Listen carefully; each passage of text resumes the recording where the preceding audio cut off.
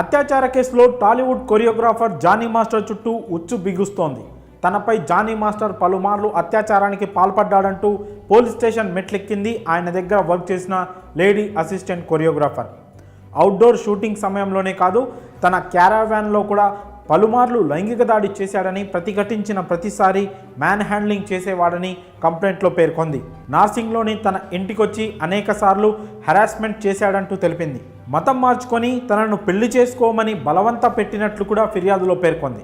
Johnny master మాత్రమే కాదు, అతడి భార్య కూడా తనను కొట్టిందని తెలిపింది. దీంతో కొరియోగ్రాఫర్ జానీ మాస్టర్పై రేప్తో సహా పలు కేసులు నమోదు చేశారు పోలీసులు.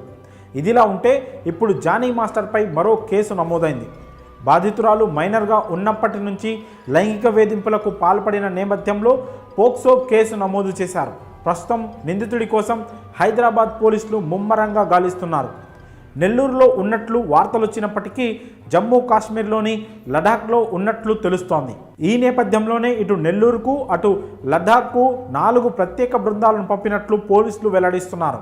ఈ నేపథ్యంలో జానీ మాస్టర్ను ఏ క్షణమైనా అరెస్ట్ చేసే అవకాశాలు పుష్కలంగా కనిపిస్తున్నాయి. ప్రస్తుతం బాధితురాలి వయసు 21 సంవత్సరాలు. కానీ టీనేజ్కు ముందు నుండే అతడి దగ్గర వర్క్ స్టార్ట్ చేసింది యువతి. 2017లో ఢీ షోలో పార్టిసిపేట్ చేసేందుకు హైదరాబాద్ వచ్చింది. ఆ సమయంలో జానీ మాస్టర్తో ఆమెకు పరిచయం ఏర్పడింది.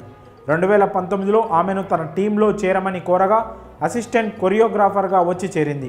ఆ సమయంలో ఓ ప్రాజెక్ట్ కోసం ముంబై వెళ్ళినప్పుడు హోటల్ రూమ్లో ఉండగా జానీ మాస్టర్ లైంగిక వేధింపులకు పాల్పడ్డాడు.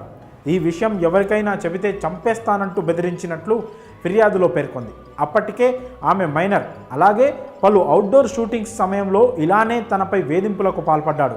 షూటింగ్ సమయంలో కూడా అసభ్యకరంగా తాకుతూ హింసించేవాడు. వర్క్ ఇవ్వకుండా మానసికంగా కృంగిపోయేలా చేశాడు. చివరకు అతడి దగ్గర వర్క్ మానేసి తాను ఇండివిజువల్గా పని చేసుకుంటుంటే దాడి చేశాడు. చివరకు ఇదే నీ చివరి షూటింగ్ అంటూ బెదిరింపు లేఖ ఇంటికి పంపించడంతో ఆమె పోలీసులను ఆశ్రయించింది.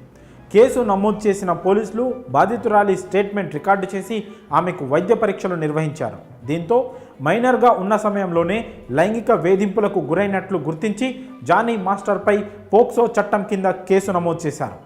Johnny మాస్టర్పై POCSO case